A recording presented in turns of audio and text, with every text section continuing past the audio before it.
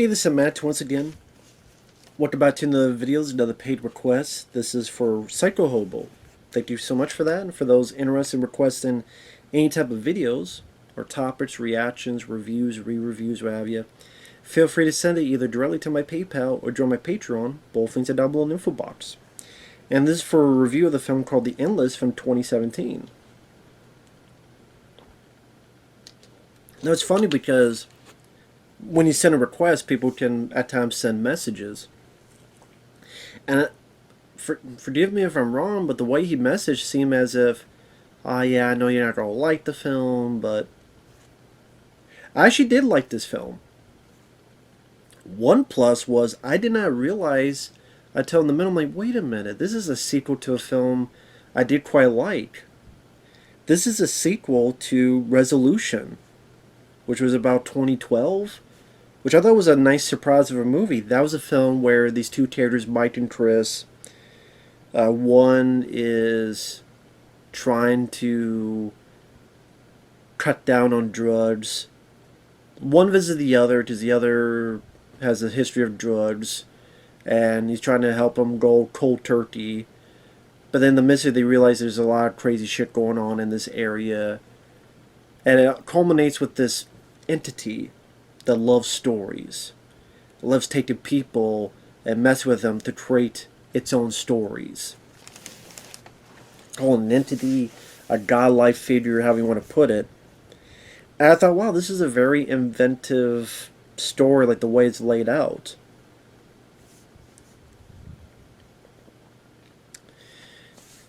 And yeah, this is kind of a sequel to that. Sadly, we don't have those two as a star. They are in the film, which is cool. You know their fate, which is kind of sad. Not kind. It is sad, but let's say it was. I'm like, okay, it's connected to that. That's pretty cool. And I think because I just like the story, I like the concepts.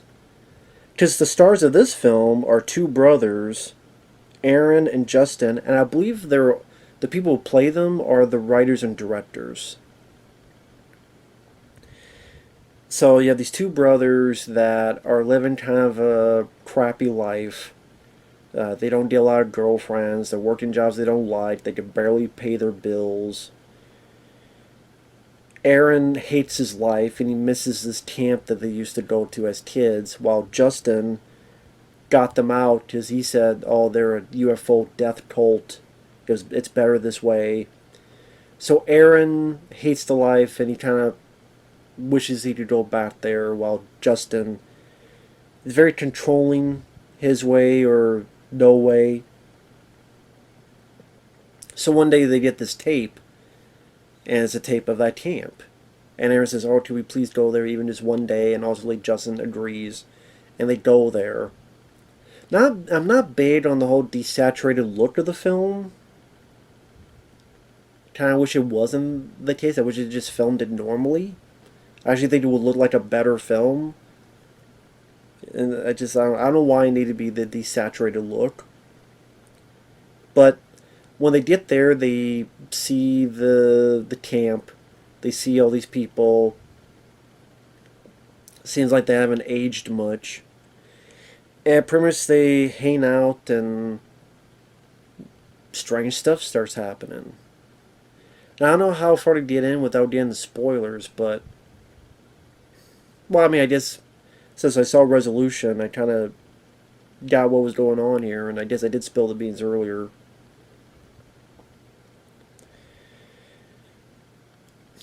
It's sort of that thing of if you're stuck in one area, if you're stuck in one place in your life, is that the same as, which is better? Going back to what you think is a shitty life, so it's going to be a long, shitty life. Or be in a place that you don't be looping forever. But it's a place you might find a bit of happiness in. Of course, there's more to it than that, into what's going on. This is one of those films I don't have to spoil it. It's the only way to review it. I apologize. So spoilers for now. I just think this is a resolution. This film are a good 1-2 punch to see. It's a very interesting story about stories with some sci-fi. I don't know if I say horror, but some very, very creative, interesting ideas, which I appreciate. So, like I said, the two brothers get there, and things are awkward at first, but they're kind of getting to know the camp. Aaron, you can tell he's enjoying it. He wants to stay, while Justin is hoping to get the hell out as soon as possible. And like I said, strange things start happening. Like, one guy shows Justin this baseball, and he throws it. It doesn't come back down, and the guy's like, "What? Put your hand here." And then the baseball comes down. And Justin's like, "What the fuck?" Or there's another bit where they play this game of this rope that you pull. And it looks like it's in the sky, but Justin thinks, oh, it's some guy on a ladder. But it looks like the rope's in the sky. And so when Aaron pulls it, he actually does okay, but when Justin does, he just yanked the shit out of the point his hand's bleeding. And you kind of find out, again, this is spoilers, that's the entity, the creature that, likes Aaron but doesn't like Justin. Is I won't give you a taste of your medicine. And just the creative things that happen. Like, at one point the sun blinks. That's the only way I can think of. The sun blinks. And all of a sudden these photographs appear. Or at one point there's two moons. And just the idea, this god, this entity, this thing just, as one person puts it, let me get it right so I don't misinterpret,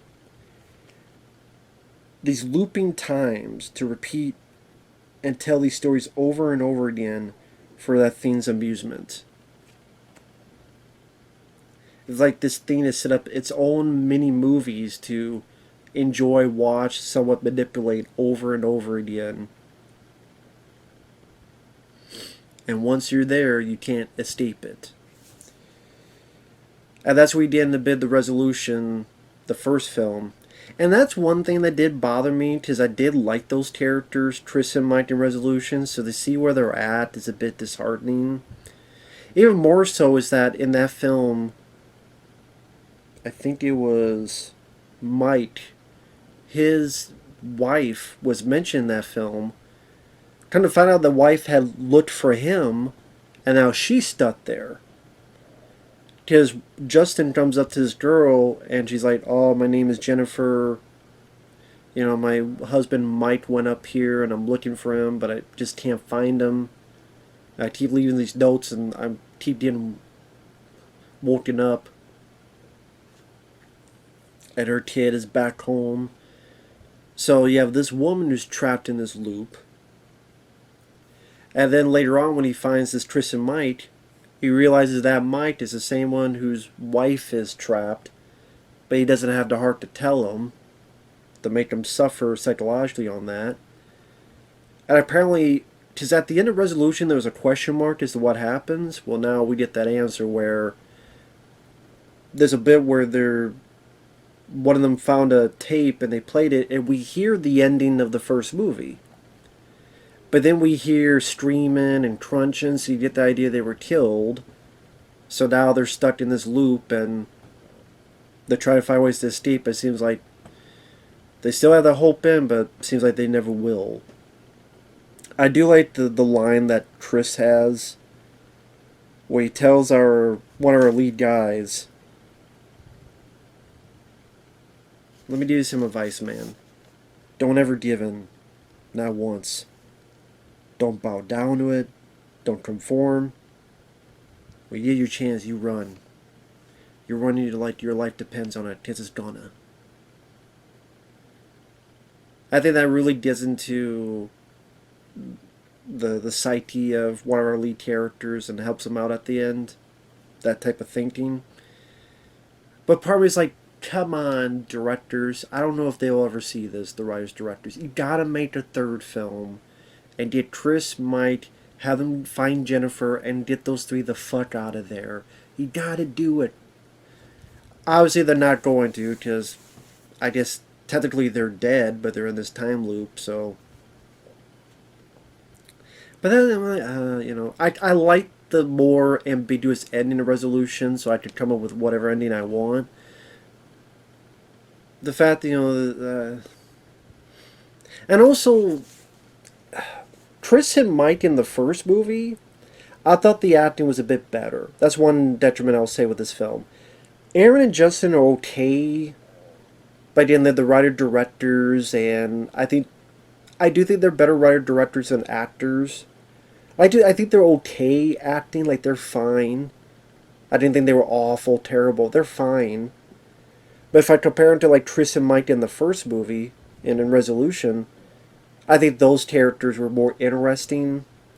I think they were more filled with personality. Even when they showed back up here and the way they talked with each other, you could tell that these two had like much more interesting characters. Like they're better actors.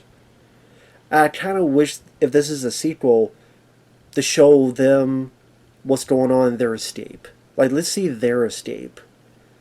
I would have been much more satisfied if that was the case.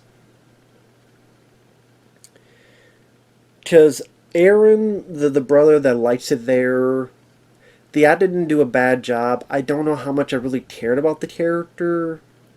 I get his frustration of his brother always telling him what to do and never having any control of his own life and this and that, but I don't know, maybe someone with a bit more charisma or maybe a little bit more refinement of the writing to maybe better understand why he wants to stay here when even when you know there's a possibility you're going to die. But as he puts it, well, you die as a second, but living a long, shitty life, pretty long time. So I get what they're doing, but yeah, I wish we would see more of the guys in the first movie and their journey. I think they're just much more better actors and interesting characters than the ones we have here. I don't, not to say that these are bad. It's just the others were better.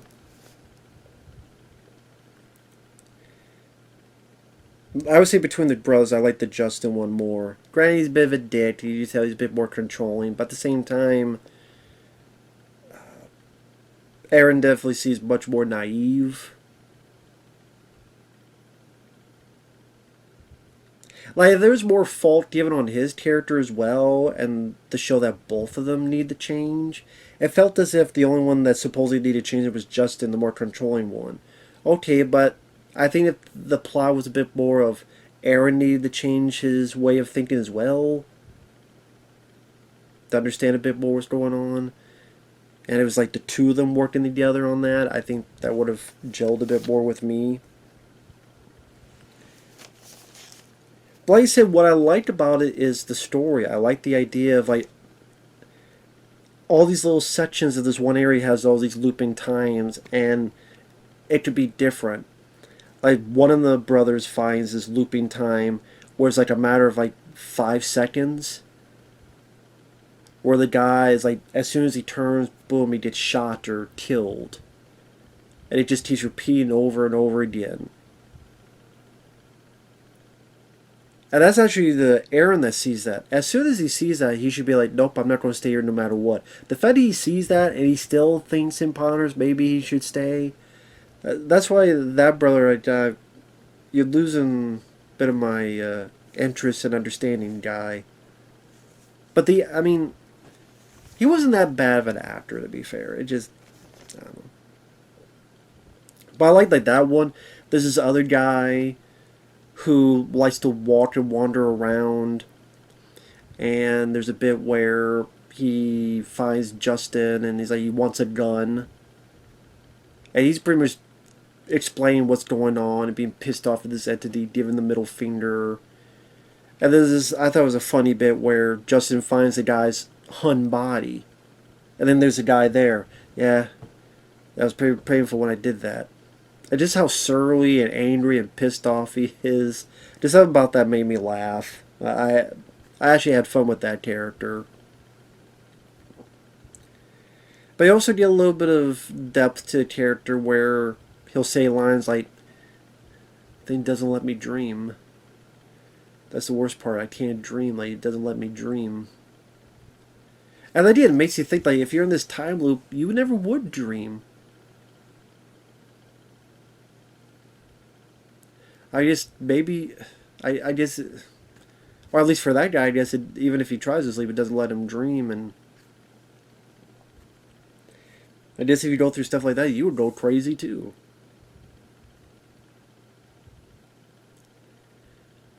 So the way that character is put into it, I didn't find Mike and Chris from the first movie, and like you see visual representation of the loop where one of them decides to burn the place down, and Justin's seeing it. And as he's seeing it, the whole thing resets. The house is no longer burning. There's Mike and Chris, like at the beginning of the first movie. The whole loop has been reset. He comes up, "Hey, how's it going?" Saying the same lines. And just that sad purgatory in a way. You can go into the whole reincarnation, all that whole angle as well if you want to.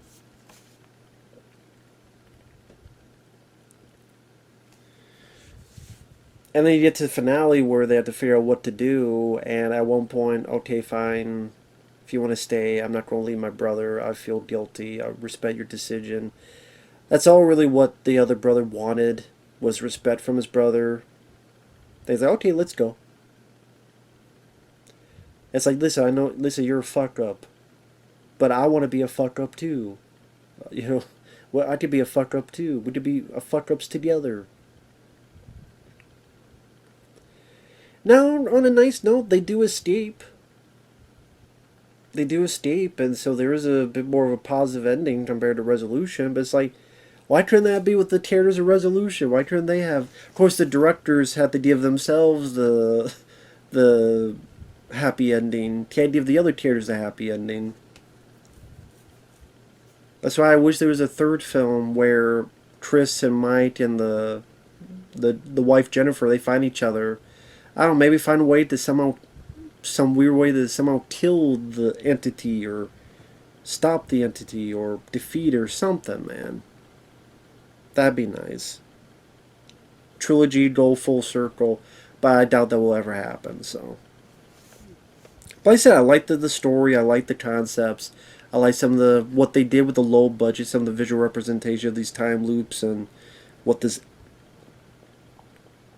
I thought there was some creativity, like the bit where one of the brothers got this photograph of a buoy, and the guy dives in, he sees something, he escapes, but this nice wide shot of the boat, and as it pulls back on the water, you see kind of this face image encompassing all the water.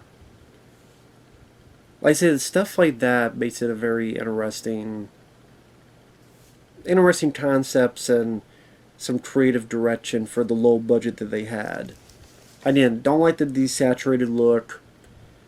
There's some effects in the third act when they're trying to escape and there's stuff going on in the background. Could have used a couple bits of finessing those effects. The two leads,